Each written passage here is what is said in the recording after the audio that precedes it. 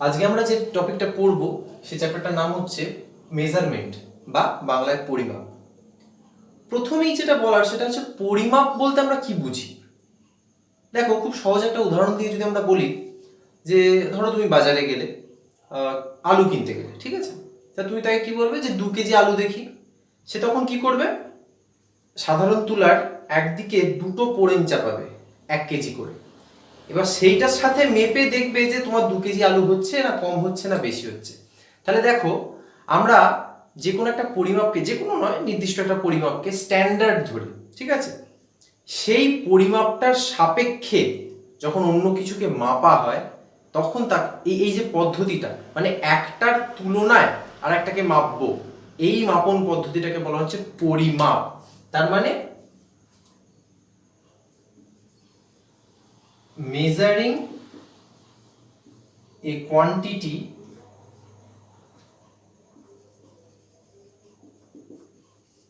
with respect to another standard quantity। কোন একটি standard মানে যেটাকে নির্দিষ্ট ধরে নেওয়া হচ্ছে এরকম কোনো কিছু সাপেক্ষে আরেকটাকে মাপা, এই পদ্ধতিটি হচ্ছে পরিমাপ। এইবার এই পরিমাপের প্রয়োজনটা কি, ঠিক আছে, দেখো বিভিন্ন কাজের জন্য আমাদের বিভিন্ন জিনিসের দরকার, ঠিক আছে। এইবার তুমি ভাবো, তুমি জানো না কতটা জিনিস দিতে হবে। ধরো তুমি রান্না করছো, রান্না করতে গিয়ে কি করলে না, 1 কড়াই তরকারিতে তুমি 1 কেজি নুন দিয়ে দিলে।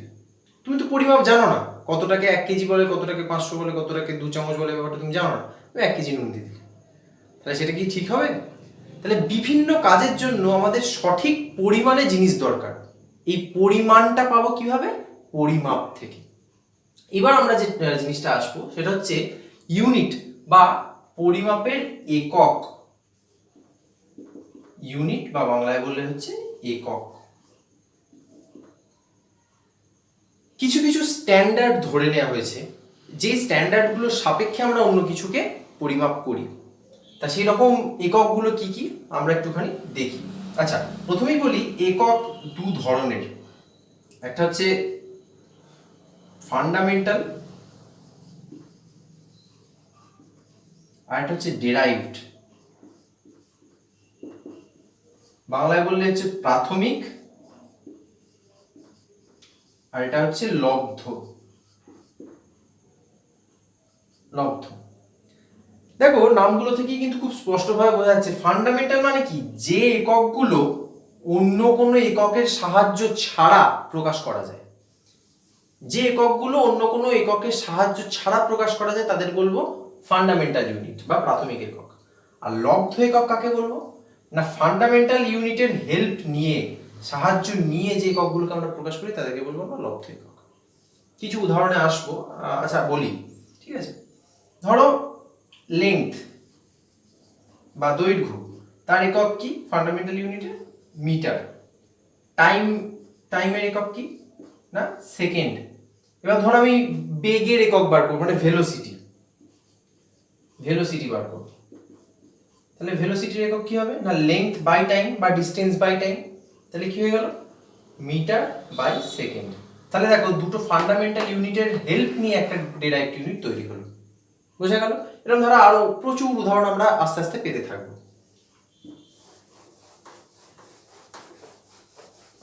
এইবার আমরা যেটা দেখবো সেটা হচ্ছে এই যে একক আমরা ধরছি, এই একক ধরার কিছু সিস্টেম আছে, ঠিক আছে, যেমন এমকেএস, এফপিএস, সিজিএস, এসআই। তা এমকেএস, এফপিএসটা এখন আমরা প্রয়োজন নেই, আমরা এখন সিজিএস আর এসআই এই দুটো নিয়ে কথা বলবো, কারণ এই দুটোই এখন বেশিরভাগ ক্ষেত্রে ইউজ হয়। কি কি? একটা হচ্ছে সিজিএস আর একটা হচ্ছে এসআই।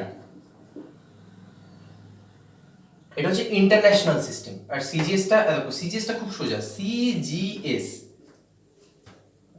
লেংথ, মাস আর টাইম,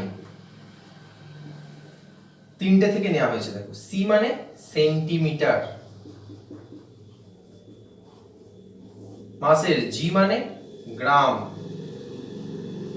টাইমের এস মানে সেকেন্ড। আবার এইগুলোই এসআই তে হচ্ছে মিটার, ঠিক আছে। মাসটা হচ্ছে কিলোগ্রাম বা যেটাকে আমরা শর্টে বলবো কেজি, আর টাইমটা সেকেন্ড যেরকম আছে সেটা। তাহলে দেখো দুটো সিস্টেম আমরা পেলাম, একটা হচ্ছে এসআই, একটা হচ্ছে সিজিএস এসআই। তাহলে এই দুটো সিস্টেম আমাদের খুব ভালোভাবে জানতে হবে। এইবার এই যে এর আগে ফান্ডামেন্টাল ইউনিট বললাম না, 7টা ফান্ডামেন্টাল ইউনিট আছে যেগুলো তোমাদেরকে কিন্তু ভালোভাবে জানতে হবে, ঠিক আছে। কি কি 7টা ফান্ডামেন্টাল ইউনিট সেগুলো একটু দেখে নেওয়া যাক।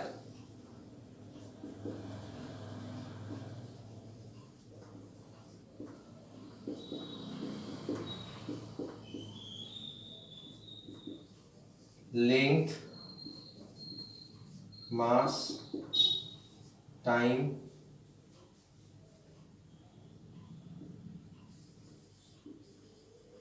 কারেন্ট, luminous intensity,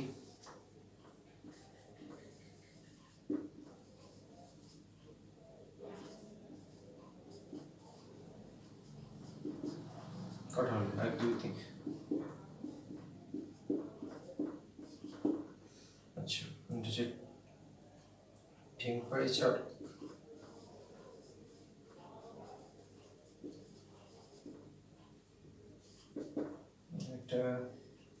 এটা লিখে দিচ্ছি, আপাতত একটু মনে পড়ছে না। দেখো লেংথের কি বললাম, মিটার, যেটাকে স্মল এম লেখা হয়। মাসের কি বললাম, কিলোগ্রাম, যেটাকে কি লেখা হয়, কেজি। টাইমের কি বললাম, সেকেন্ড, যেটাকে লেখা হয় এস। কারেন্টের ক্ষেত্রে হচ্ছে অ্যাম্পিয়ার, এম্পিয়ারি, এটাকে এও লেখা হয়, আবার অনেক সময় এভাবেই এ বলি তোমরা জানো। আচ্ছা, লুমিনাস ইন্টেন্সিটি হচ্ছে ক্যান্ডেলা, এটাকে লেখা হয় সিডি বলে। টেম্পারেচার হচ্ছে কেলভিন, লেখা হয় কে বলে। আর একটা ফান্ডামেন্টাল ইউনিট আছে, আমার এই মুহূর্তে মনে পড়ছে না, আমি একটু বাদ বা তোমাদেরকে পরে লিখে জানিয়ে দিচ্ছি। আচ্ছা, নেক্সট যে টপিকটা আমরা আসবো সেটা হচ্ছে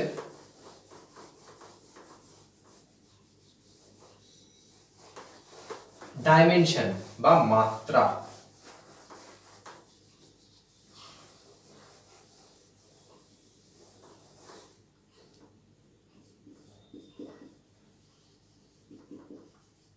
ও, তার মধ্যে বলে রাখা দরকার সেটা হচ্ছে এই যে ফান্ডামেন্টাল ইউনিট আর ডিরাইভড ইউনিট, ঠিক আছে, এদের মধ্যে কিন্তু পার্থক্য পড়ে পরীক্ষা, এটা তোমরা খুব ভালোভাবে দেখবে। ডাইমেনশন বা বাংলা কথা হচ্ছে মাত্রা। মাত্রা লেখা হয় কিভাবে দেখো, লেংথ লেখা হয় এল, ক্যাপিটাল এল, থার্ড ব্র্যাকেটের ভেতর, ঠিক আছে। আচ্ছা, মাস লেখা হয় ক্যাপিটাল এম, থার্ড ব্র্যাকেটের ভেতরে। টাইম লেখা হয় ক্যাপিটাল টি, থার্ড ব্র্যাকেটের ভেতরে। এবার এইগুলোকে দিয়ে আমরা বিভিন্ন রাশিকে আমরা নির্দেশ করব। ধরো আমি একটা ছোট উদাহরণ দিয়ে বলি, বেগ বা ভেলোসিটি। ভেলোসিটি মানে কি, লেংথ বাই টাইম বা ডিস্টেন্স বাই টাইম। দেখো লেংথ বা ডিস্টেন্সের মাত্রা কি, এল। আচ্ছা, আর এদিকে টাইমের মাত্রা কি, টি, তাহলে এল বাই টি। এইবার দেখো সূচকের নিয়ম অনুসারে কিরকম হয়, অঙ্কে তোমরা নিশ্চয়ই পড়েছো বা পড়বে, সেটা হচ্ছে A by B to the power M. এটা কিভাবে লেখা যায়, A into B to the power minus M. বুঝা গেল? তার মানে এখানে কি আছে, কিছু নেই মানে প্লাস আছে, তাহলে এই প্লাসটা এখানে যখন উপরে চলে যাবে মাইনাস হয়ে যাবে। তাহলে দেখো এখানে কিছু নেই মানে কি, 1 আছে, L by T to the power 1, তাহলে এটা যখন উপরে যাবে তখন কিরকম হয়ে যাবে বলো তো, এল T to the power minus 1। বুঝা গেল? আরেকটা জিনিস জানবে, সেটা হচ্ছে যে কোনো জিনিস টু দি পাওয়ার 0 মানে হচ্ছে 1। এবার দেখো এখানে এমটা নাই তো, সবসময় এটাকে লেখা হয় তিনটে একসাথে, তাহলে কি লিখবো, M to the power 0 L T to the power minus 1। তাহলে আমাদের এই লেখাটা হয়ে গেল complete. A two the power 0 মানে 1, মানে যে কোনো জিনিস টু দি পাওয়ার 0 মানে হচ্ছে 1, এল আর টি টু দি পাওয়ার মাইনাস 1। বুঝা গেল? এইভাবে মাত্রা নির্ণয় করা। আরো কিছু মাত্রা আমরা একটুখানি দেখে নিই, এগুলো ইম্পর্টেন্ট, বারবার পরীক্ষায় পড়ে। ও, যেটা বলার কথা সেটা হচ্ছে মাত্রা লেখার সময় এই থার্ড ব্র্যাকেটটা কিন্তু কম্পালসারি, এটা দিতেই হবে, এটা যদি না দাও তাহলে কিন্তু ভুল হবে। নাম্বার কাটা যাবে। এটা হলো বেগ। এবার ধরো ত্বরণের মাত্রা নির্ণয় করব। ত্বরণ মানে অ্যাক্সিলারেশন। অ্যাক্সিলারেশন মানে কি? বেগ পরিবর্তনের হার। হার কথাটা যখনই আসবে তখনই বুঝে নিতে হবে তলায় একটা সময় আছে, মানে সময়ের সাপেক্ষে বেগ পরিবর্তনের হার, তাই তো? তাহলে সেটা কি হবে? Velocity by time. তাহলে ভেলোসিটির মাত্রা কি বার করলাম না m0 l t to the power -1, এটা আমরা কি বার করলাম? ভেলোসিটির। আর বাই টাইম মানে আবার একটা t।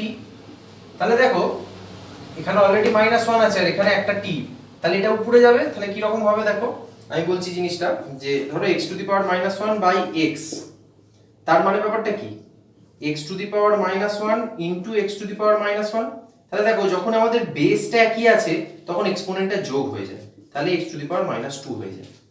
বেসটা একই আছে, x x একই আছে, তাহলে যখন এরকম ধরো গুণ হবে তখন কি হবে? যে এক্সপোনেন্টটা এটা যোগ হয়ে যাবে, মানে -1 + 1 এরকম হয়ে যাবে। তাহলে এটা কত দাঁড়ালো? m to the power 0 l t to the power -2, এটা হয়ে গেল আমাদের ত্বরণ। এবার দেখো একটাকে ইউজ করে করে আমরা কিভাবে অন্যগুলো বের করে ফেলবো, দেখো চট করে। এবার ধরো বল বের করব, ফোর্স, ঠিক আছে?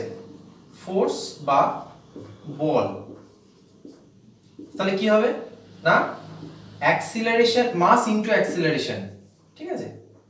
মাস ইনটু অ্যাক্সিলারেশন, ভর গুণিতক ত্বরণ। তাহলে মাসের কি ক্যাপিটাল M, অ্যাক্সিলারেশনের কি m0 l t to the power -2, m to the power 0 l t to the power -2। দেখো এতক্ষণ একটা m পাওয়া গেল, এই যে এবার দেখো তাহলে এটার ক্ষেত্রে কি হবে না x into x to the power 0 সমান, তাহলে কি হবে? x টা কি থেকে যাবে, এখানে কিছু নেই মানে 1 আছে, তাহলে 1 + 0 মানে 0, এই 1, তাহলে x হয়ে যাবে x টু দি পাওয়ার 1। তাহলে এখানে কি হয়ে গেল m l t to the power -2, এটা হয়ে গেল বলের। ঠিক এইভাবে তোমরা কিন্তু পরপর পরপর একটা থেকে আরেকটা বের করে নিতে পারো। এবার ধরো আমি তোমাদের একটা হোমওয়ার্ক দিই, সেটা হচ্ছে কার্য বা ওয়ার্ক। আমি ফর্মুলাটা লিখে দিচ্ছি, তোমরা চেষ্টা করবে সেটার মাত্রাটা বের করার, ঠিক আছে? তোমাদের পরে কার্য চ্যাপ্টারটা আছে, তা আমি ফর্মুলাটা আপাতত লিখে দিচ্ছি। Force into displacement. দেখো ডিসপ্লেসমেন্ট কিন্তু এক ধরনের লেংথ, তাহলে ফোর্সের ডাইমেনশন ইনটু লেংথের ডাইমেনশন, তাহলেই হয়ে গেল। এই হচ্ছে আমাদের ডাইমেনশন বা মাত্রা বের করার পদ্ধতি। এবার আমরা যে টপিকটা আসবো সেটা হচ্ছে মেজারমেন্ট অফ লেংথ, ঠিক আছে? বিভিন্ন ধরনের লেংথের মেজারমেন্ট আমরা কিভাবে করে থাকি সেগুলোর পদ্ধতিটি আমরা একটুখানি বিশদে আলোচনা করব। মেজারমেন্ট অফ লেংথ বা দৈর্ঘ্যের পরিমাপ। কি বললাম? দৈর্ঘ্যের পরিমাপ। দেখো প্রথমেই যেটা আছে সেটা হচ্ছে মেজারমেন্ট অফ লেংথ কি কি ইনস্ট্রুমেন্ট দিয়ে করা হয়, ঠিক আছে? লিনিয়ার স্কেল,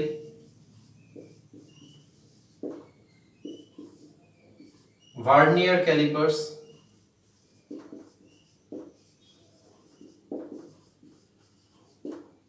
স্ক্রু গজ।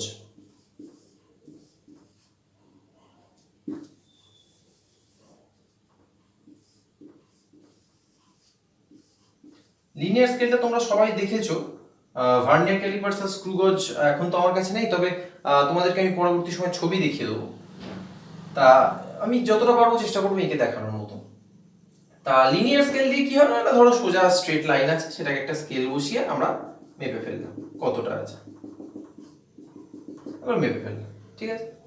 এবার ধরো খুব সরু লাইন আছে, খুব সরু একটা লাইন মানে কিরকম বলবো না, ধরো একটা তার আছে, ঠিক আছে? এরকম একটা তার আছে, এই তারের যে দৈর্ঘ্যটা, মানে দৈর্ঘ্য মানে ব্যাসটা, সরি বলা ভুল হচ্ছে, এই ব্যাসটাকে আমরা মাপবো।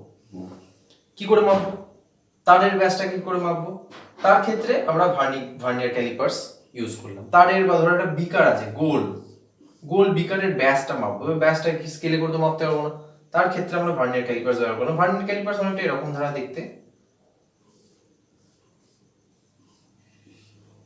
ঠিক আছে?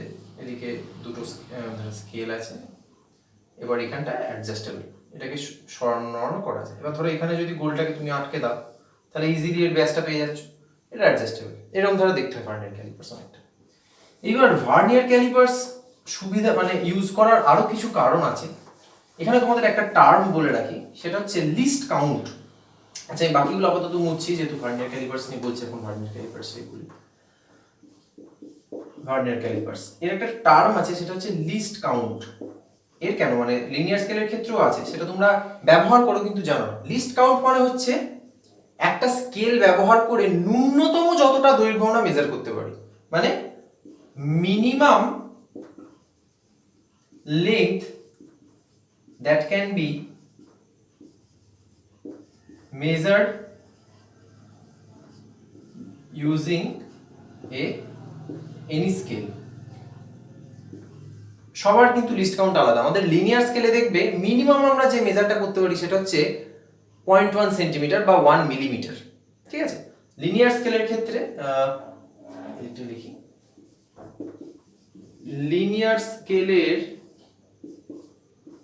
এলসি হচ্ছে কত, 1 মিলিমিটার। এবারে এই এলসিটা যত কম হবে তার মানে কি তত সূক্ষ্মভাবে আমরা মেজারমেন্টটা করতে পারবো। লিনিয়ার স্কেলে 1 মিলিমিটার হচ্ছে লিস্ট কাউন্ট, ভার্নিয়ার স্কেলের লিস্ট কাউন্ট হচ্ছে কিন্তু 0.1 মিলিমিটার। তার মানে 1 মিলিমিটারেরও 10 ভাগের 1 ভাগ ও সূক্ষ্মভাবে মেজার করতে পারে। তাহলে কি হলো, এর সূক্ষ্ম মানে ফাইন মেজারমেন্ট আরো বেশি, আরো ভালো। এরপর আমরা নেক্সট আসছি, সেটা হচ্ছে স্ক্রু গজ। দেখতে এবার স্ক্রু গজের ক্ষেত্রে দেখতে পাবো যে ওর মেজারমেন্টটা আরো বেটার ভার্নিয়ার ক্যালিপার্সের থেকে। 3 নম্বরে ছিল হচ্ছে স্ক্রু গজ। দেখো স্ক্রু গজ অনেকটা আমি আঁকার চেষ্টা করছি।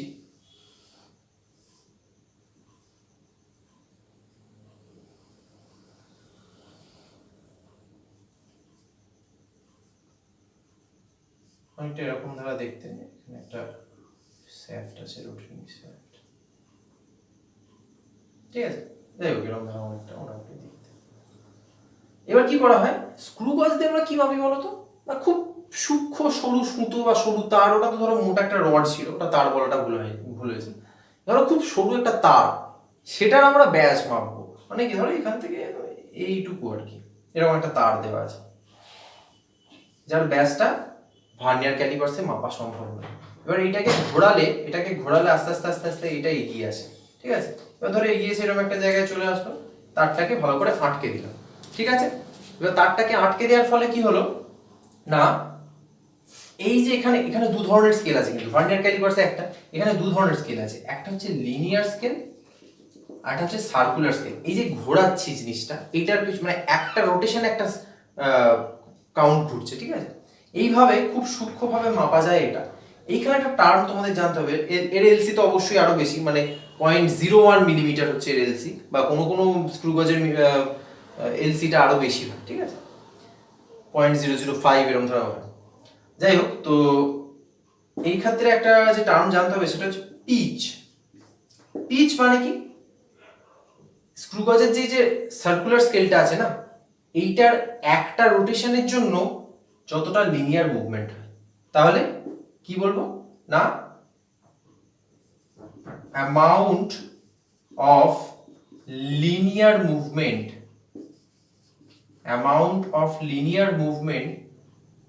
due to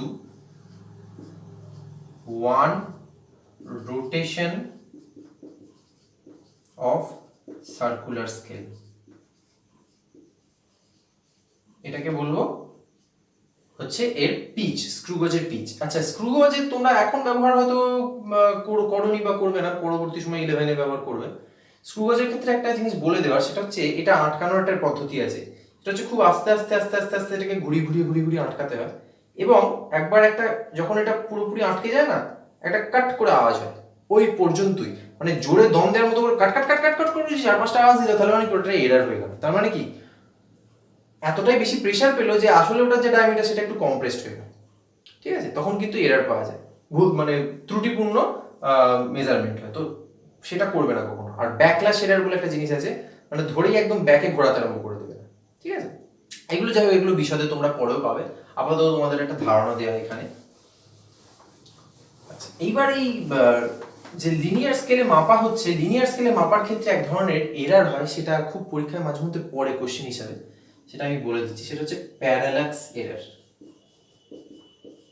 parallax error of a scale, linear scale. ঠিক আছে, দেখো প্যারাল্যাক্স এরারটা কিরকম ধরা ব্যাপার না, ধরো আমাদের এই চোখটা আছে এখানে, ঠিক আছে, এটা হচ্ছে আমাদের চোখ। আমরা কোনো একটা পয়েন্ট মেজার করবো এরকম একটা জায়গায়, ঠিক আছে।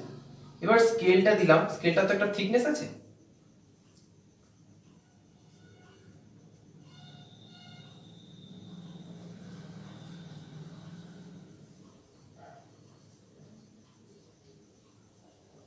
এরকম, ঠিক আছে। এইবার এই পয়েন্টটাকে আমরা যদি এইরকম একটা জায়গা থেকে দেখি, তাহলে কি দেখতে পাবো দেখো তো।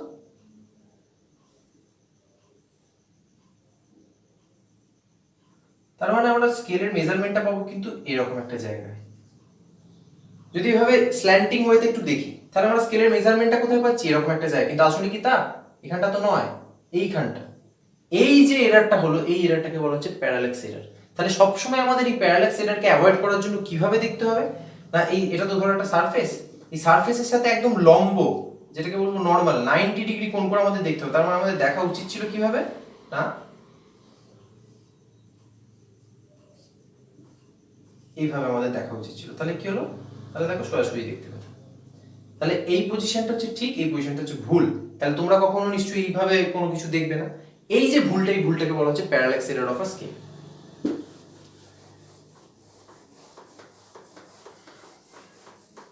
নেক্সট আমরা যে টপিকটা আসবো সেটা হচ্ছে মেজারমেন্ট অফ টাইম। দেখো সময় ছাড়া কিন্তু আমরা অচল। মেজারমেন্ট অফ টাইম, তা মেজারমেন্ট অফ টাইম মানে ফার্স্টে আমরা চলে আসি যে কি কি ইনস্ট্রুমেন্ট আমরা ইউজ করি। Clock, stopwatch, simple and compound pendulum, আমি শুধু পেন্ডুলামই লিখছি। তা দেখো ক্লক, ঘড়ি মোটামুটি প্রত্যেকের বাড়িতেই আছে। স্টপওয়াচও আমরা ইউজ করি, বিশেষ করে অ্যাথলেটদের ক্ষেত্রে স্টপওয়াচটা প্রচন্ড বেশি কাজে লাগে। আর সিম্পল পেন্ডুলাম, এটা নিয়ে আমরা একটুখানি ডিসকাস করবো, কারণ ক্লক আর স্টপওয়াচের যে ইন্টারনাল মেকানিজম এগুলো খুব কমপ্লেক্স, সেগুলো তোমাদের এখন নেই। তা পেন্ডুলামের যে কার্যপ্রণালী সেটা নিয়ে আমরা এখন একটু ডিসকাস করবো।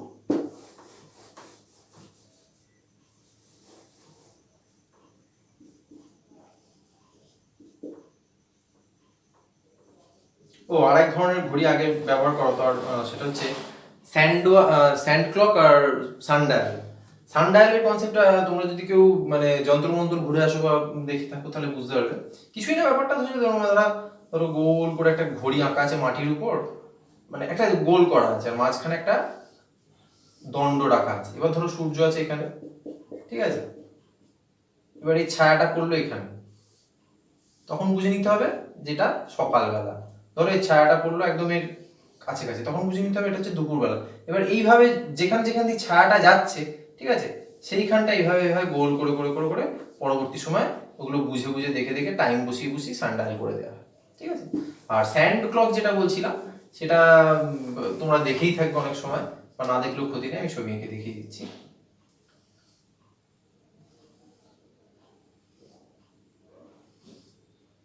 এরকম দেখতে অনেকটা, ঠিক আছে। এখানে খুব ছোট্ট একটা ছিদ্র আছে, ধরো এখানে বালি আছে, এই ছিদ্র দিয়ে একটা একটা একটা একটা করে বালি পড়ে এবং ভর্তি হয়, ঠিক আছে। এবার একটা নির্দিষ্ট টাইম আছে যে এতটা আসা মানে এতটা, এতটা আসা মানে এতটা, এরকম টাইম আছে। এবার একটা সময় যখন ভর্তি হয়ে তখন এটাকে ধরে আবার উল্টে দেওয়া হয়। এটা হচ্ছে স্যান্ড ক্লক। তাই যাই হোক, আপাতত আমরা পেন্ডুলামে ফিরি।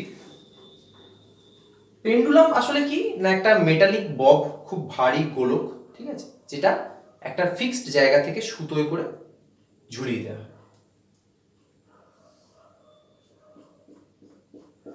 পুরনো ঘড়ির পেন্ডুলাম তোমরা দেখে থাকতে পারো।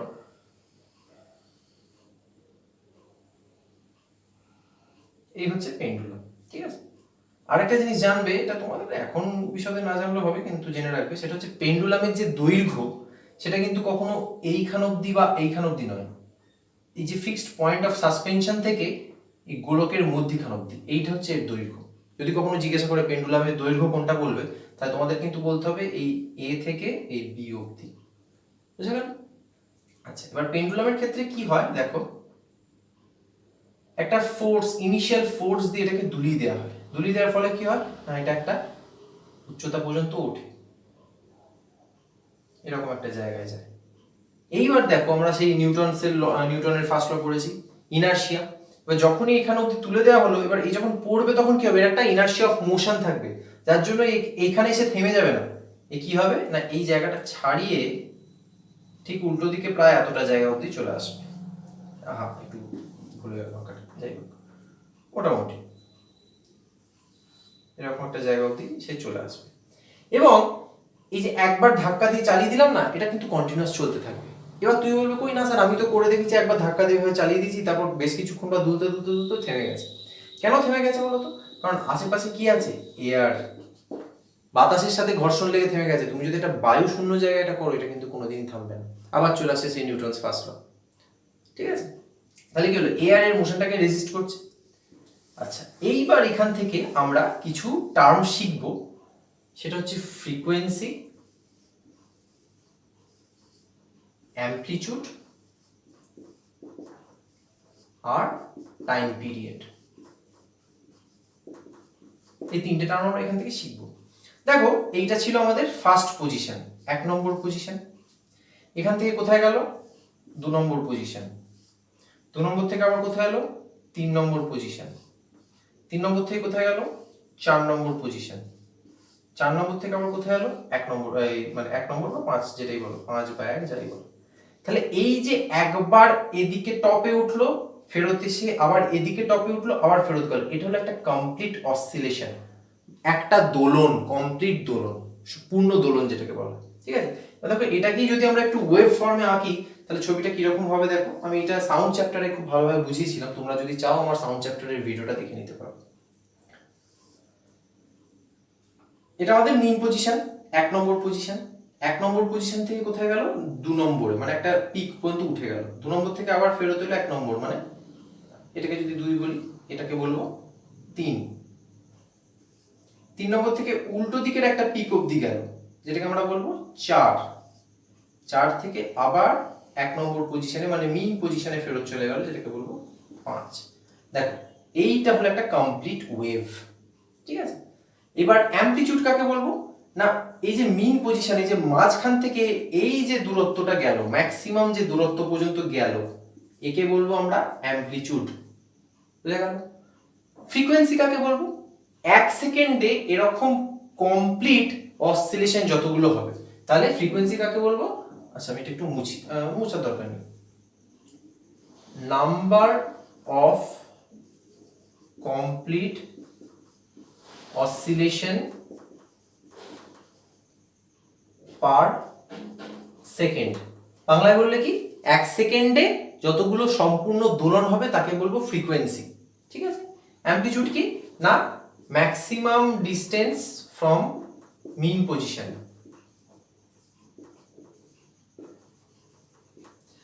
টাইম পিরিয়ড কাকে বলবো দেখো, এটা হলো অ্যামপ্লিটিউড, এটা হলো ফ্রিকোয়েন্সি। টাইম পিরিয়ড কাকে বলবো, এই একটা পূর্ণ দোলন বা একটা কমপ্লিট অসিলেশন হতে যতটা টাইম লাগছে। দেখো, ফ্রিকোয়েন্সির সাথে কিন্তু গোলাবে না, এটা অনেকেই ফ্রিকোয়েন্সির সাথে টাইম পিরিয়ডের ডেফিনিশন গোলায়। ফ্রিকোয়েন্সি মানে হচ্ছে 1 সেকেন্ডে যতগুলো কমপ্লিট অক্সিলেশন হচ্ছে, আর টাইম পিরিয়ড মানে হচ্ছে একটা কমপ্লিট অক্সিলেশন হতে যতটা টাইম লাগছে। Time required for one complete oscillation, এটা হলো টাইম পিরিয়ড। আর এই ফ্রিকোয়েন্সি আর টাইম পিরিয়ডের একটা রিলেশন আছে, সেটা হচ্ছে f ইকুয়ালস টু 1/τ। বোঝা গেল? আচ্ছা, এই চ্যাপ্টারটা একটু বিশদ আর কি, বিভিন্ন রকম জিনিস আছে, তো সেই জন্য আমাকে একটু ফাস্ট শেষ করতে হচ্ছে।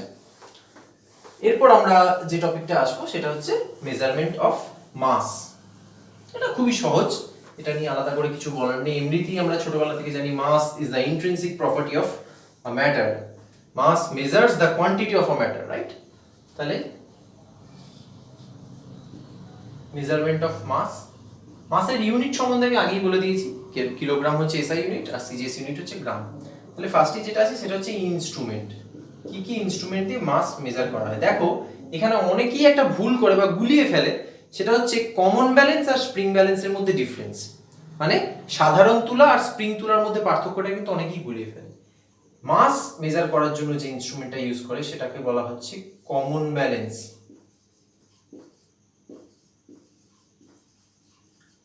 বা বাংলায় বললে সাধারণ তুলা। এটা হচ্ছে ফর মাস বা ভর। ওজন বা ওয়েট, এটাকে মেজার করার জন্য যেটা ব্যবহার করা হয় সেটাকে বলা হচ্ছে স্প্রিং ব্যালেন্স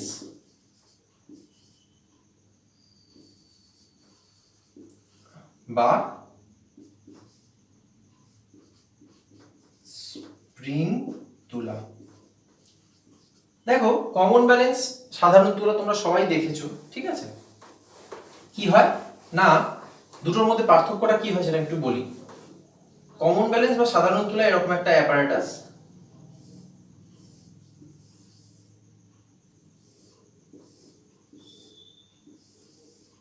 একদিকে চাপানো থাকে স্ট্যান্ডার্ড ওয়েট, স্ট্যান্ডার্ড মাস, আর অন্যদিকে চাপানো থাকে মেটেরিয়াল। এবার এইখানটা থাকে একটা কাঁটা, ঠিক আছে, হ্যাঙ্গিং। এবার যদি কাঁটাটা এদিকে হেলে যায় তার মানে কি মেটেরিয়াল কম আছে, যদি কাঁটাটা এদিকে হেলে যায় তার মানে কি মেটেরিয়াল বেশি আছে, যদি মাঝামাঝি থাকে মানে এই পজিশনটা ইন পজিশন তার মানে কি দুটো ব্যালেন্সড। তাহলে দেখো এখানে মাস কিভাবে মেজার হচ্ছে না, আমাদের একটা স্ট্যান্ডার্ড মাসের রেসপেক্টে আমরা অন্য কিছুকে মেজার করছি, তখন তাহলে কি হচ্ছে একটা মাস দেওয়া রয়েছে মাসের রেসপেক্টে মেজার করছি, তাহলে এটা হয়ে গেল মাস। এবার স্প্রিং ব্যালেন্সের ক্ষেত্রে কি হয় দেখো, স্প্রিং ব্যালেন্সের ক্ষেত্রে হয় জিনিসটা থাকে অনেকটা এরকম অ্যাপারেটাসটা। দেখবে বিশেষ করে স্প্রিং ব্যালেন্স থাকে খবরের কাগজ ওলা, এদের স্প্রিং ব্যালেন্স থাকে, এটা ওইভাবে মেজার করে নিয়ে যায়। এটা হ্যাঁ না, এখানে ভেতরে থাকে হচ্ছে পয়েন্ট অফ সাসপেনশন থেকে আমরা স্প্রিং দেয়া থাকে, আর এখানে থাকে একটা ওই হ্যাঙ্গার মতো যেটাতে ঝোলানো হয়। এবার এর সাথে একটা এরকম মিটার দেয়া থাকে যে এত কেজি এত কেজি এত কেজি, ওটা মিটার দেয়া থাকে। আর এখানে একটা মানে কোন একটা জায়গায় এরকম একটা কাঁটা সেট করা থাকে স্প্রিং এর সাথে মুভেবল। যখনই আমরা একটা ওয়েটকে চাপাই এখানে, তখনই কি হয় এটা টান পড়ে, কাঁটাটাও মুভ করে, তাহলে তখন বোঝা যায় কত কেজি বা কত ওয়েট, এটার মাধ্যমে বোঝা যায়। এবার এইখানেতে মাস নয় কেন বলবে স্যার, এখানেও মাস হতে পারতো, এখানে ওয়েট কি করে হচ্ছে? দেখো এটা কি কারোর সাপেক্ষে মেজার করা হচ্ছে, কোনো মাসের সাপেক্ষে মেজার করা হচ্ছে না, এই ব্লকটা যতটা ফোর্স অ্যাপ্লাই করছে সেটাকে মেজার করছি। ফোর্স অ্যাপ্লাই করছে মানে কি, বেসিক্যালি এই ব্লকটাকে কে টানছে? পৃথিবীর অভিকর্ষজ ত্বরণ। ওয়েট মানে কি, W equals to mass into acceleration due to gravity, বা ভর গুণিতক অভিকর্ষজ ত্বরণ। তাহলে পৃথিবী জি ফোর্স দিয়ে জি অ্যাক্সিলারেশন একে টানছে, এই যে ফোর্সটা এটাই হচ্ছে ওয়েট, এবং এইভাবে মেজার হচ্ছে স্প্রিং ব্যালেন্সে ওয়েট মেজার হচ্ছে। এরপর আমরা আরেকটা মেজারমেন্ট করব, আমরা লেংথ মেজারমেন্ট দেখলাম, টাইম মেজারমেন্ট দেখলাম, মাস মেজারমেন্ট দেখলাম, আরেকটা মেজারমেন্ট করব সেটা হচ্ছে ভলিউম।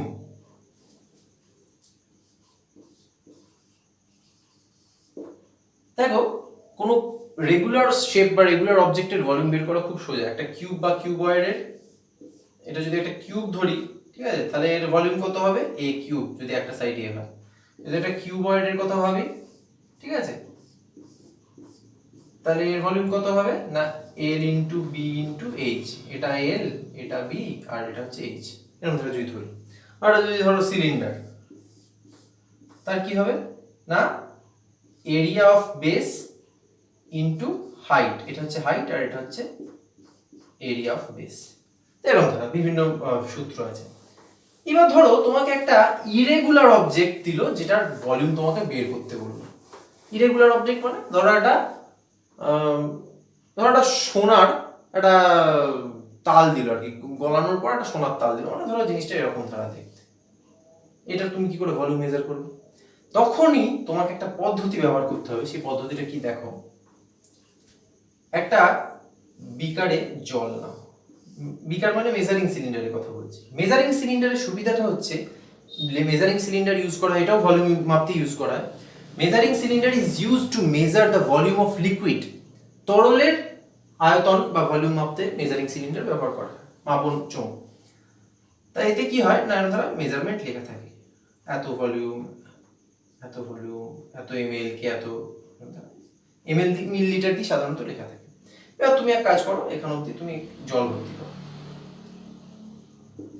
করেছো। এবার তুমি এই রিডিংটাকে নিয়ে নাও, এটা হচ্ছে x1। এবার তুমি করবে কি না, ওই রেগুলার অবজেক্টটাকে ডুবিয়ে দিলে, একটা খুব হালকা সুতোর সাহায্যে বেঁধে ডুবিয়ে দিলে, তার ফলে যেটা হলো জলটা বেড়ে গেল এখান অবধি। কত অবধি বেড়ে গেল? x2 অবধি বেড়ে গেল। তাহলে এর ভলিউম কত? v equals to x2 minus x1। জলটার ভলিউম আগে ছিল x1, বেড়ে হয়ে গেল x2, তার মানে বাড়লো কিসের জন্য? এর জন্য, এ সেই জায়গাটাকে অকুপাই করেছে বলে। তাহলে এর ভলিউম কত দাঁড়িয়ে গেল? x2 minus x1। সিম্পল। এইবার যদি এরকম একটা ইরেগুলার অবজেক্টে তোমার ডেনসিটি বের করতে দেয়, তাহলে কি করবে? দেখো একটা ফর্মুলা আছে, সেটা হচ্ছে ডেনসিটি বা ঘনত্ব, যেটা বলবো ঘনত্ব সমান মাস বাই ভলিউম, বাংলায় বললে ভর বাই আয়তন। তাহলে দেখো এর ভলিউমটা আমরা পেয়ে গেছি, মাসটাকে মেজার করে নিলাম, বেরোলো m, তাহলে এর ডেনসিটি কত হবে? m বাই v, তার মানে কি m by x2 minus x1। তাহলে এইভাবে একটা ইরেগুলার অবজেক্টের ডেনসিটিও তোমরা বের করতে শিখে গেলে। এইটা হচ্ছে তোমাদের মানে মোটামুটি মেজারমেন্ট চ্যাপ্টারে যা আছে, measurement of length, measurement of time, measurement of mass, measurement of volume. ঠিক আছে?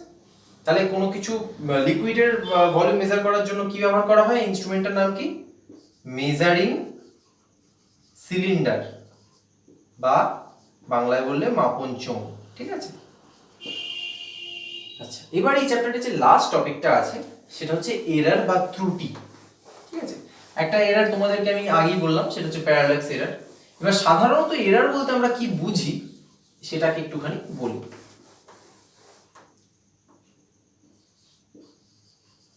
এরর বা বাংলায় বললে ত্রুটি। দেখো এরর মানে হচ্ছে অ্যাকচুয়াল যেটা মেজারমেন্ট হওয়ার কথা, অ্যাকচুয়াল মেজারমেন্ট যেটা হওয়ার কথা, আর যে মেজারমেন্টটা আমরা নিয়েছি মানে রিডিং যেটা আমরা নিয়েছি। ঠিক আছে? রিডিং মেজারমেন্ট, এদের মধ্যে যে ডিফারেন্সটা, এই চিহ্নটা হচ্ছে ডিফারেন্স, মাইনাস নয় কিন্তু, কারণ তুমি রিডিং বেশিও নিতে পারো, তাই তখন তুমি বলবে ছোট থেকে বড় বিয়োগ করছি, তা নয়, এটা হচ্ছে ডিফারেন্স। এই চিহ্নটা মানে হচ্ছে ডিফারেন্স, মানে পার্থক্য। তাহলে অ্যাকচুয়াল মেজারমেন্ট যেটা আর যে রিডিংটা আমরা নিয়েছি তার মধ্যে যে পার্থক্যটা হচ্ছে, সেটা কি বলবো আমরা? Error. The difference between the actual reading and the measured reading, ঠিক আছে, ইজ নোন অ্যাজ এরর। তাহলে একটুখানি আমি সংজ্ঞাটা লিখে দিই। দ্য ডিফারেন্স, আমি বাংলাতেও বলে দেবো, কোনো অসুবিধা নেই, between the actual reading and measured reading, তাকে আমরা বলছি এরর। এবার এই এরর ক্যালকুলেশনের সময় তাহলে কি হলো না, সিম্পল ই মানে হচ্ছে actual reading minus measured reading. এবার একটা আছে, সেটা হচ্ছে পার্সেন্টেজ অফ এরর, মানে কত পার্সেন্ট ভুল করেছি, মানে ভুল মেপেছি আর কি, কিছুই না। এটা মানে হচ্ছে E by A into 100%। এবার E মানে A minus M by A। সবসময় কি আমরা অ্যাকচুয়ালের সাপেক্ষে ক্যালকুলেটটা করবো, তবে তো বুঝতে পারবো যে হ্যাঁ এতটা পার্সেন্ট ভুল করেছে, তার মানে কি তলায় কি থাকবে? A মানে অ্যাকচুয়াল, কারণ আমরা অ্যাকচুয়ালের সাপেক্ষে সবসময় ক্যালকুলেশনটা করছি, ইন্টু 100%। এইটা হচ্ছে পার্সেন্টেজ এররের বার করার ফর্মুলা। এই নিয়ে কিছু তোমাদের ছোটখাটো প্রবলেমস আছে, যে ধরো এরকম বলে দিল যে একটা ছেলে 90 মিটারকে ভুল করে 95 মিটার মাপলো, তাহলে সে কত শতাংশ ভুল মাপলো? তার পার্সেন্টেজ এরারটা বের করো। তাহলে কি হলো, আসলে কত, এ মানে হচ্ছে 90, এম মানে হচ্ছে, আচ্ছা এটা আমার লেখাটা ভুল হলো, এটা ডিফারেন্স হবে, এটা হচ্ছে ডিফারেন্স, এ মানে হচ্ছে 95, তাহলে এদের ডিফারেন্সটা কত হলো না 5, 5 বাই এ মানে হচ্ছে 90 ইন্টু 100%, করে দেখো যা হবে তাই। বুঝা গেল? এই হচ্ছে তোমাদের যা মোটামুটি পরিমাপ বা মেজারমেন্ট চ্যাপ্টার। এরপর পরবর্তী সময় আমরা যখন রিভিশন করব তখন এই চ্যাপ্টারের কিছু ইম্পর্টেন্ট কোয়েশ্চেন, যদিও তোমাদের আমি ইম্পর্টেন্ট টপিকগুলো সব মোটামুটি বলে দিয়েছি, এছাড়াও যদি আরো কিছু কোয়েশ্চেন আমি পাই ইম্পর্টেন্ট কোয়েশ্চেন বা ট্রিকি কোয়েশ্চেন, তখন সেগুলো আলোচনা করে দেবো। Thank you.